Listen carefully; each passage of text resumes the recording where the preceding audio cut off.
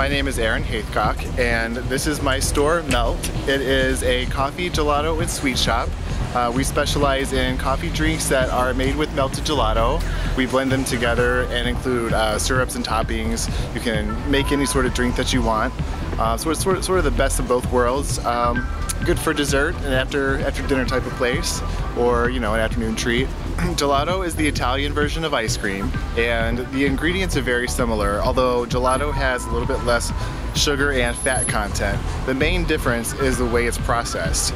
The stirring mechanism that mixes ice cream moves faster, so there's more air that gets injected into it, and therefore it is more voluminous when it's frozen, and when it melts, ice cream tends to shrink in volume and it has to be kept at a much colder temperature, well, slightly colder temperature, and that's why it's really hard when you eat it.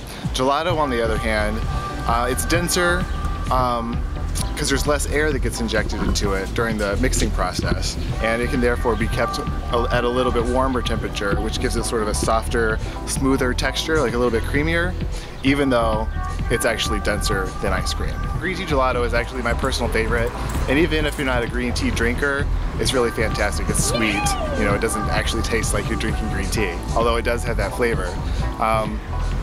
But guests are welcome to request a flavor. Chances are we can get it.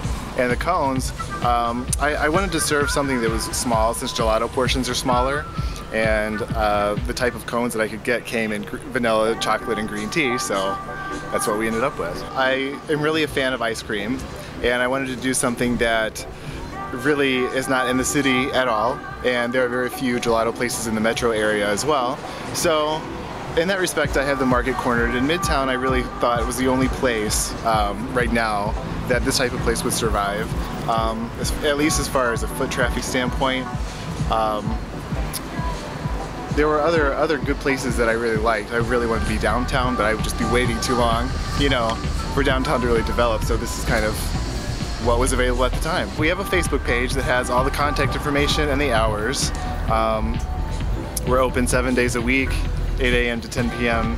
and 10 a.m. to 8 o'clock on Sunday, so plenty of opportunity to stop by.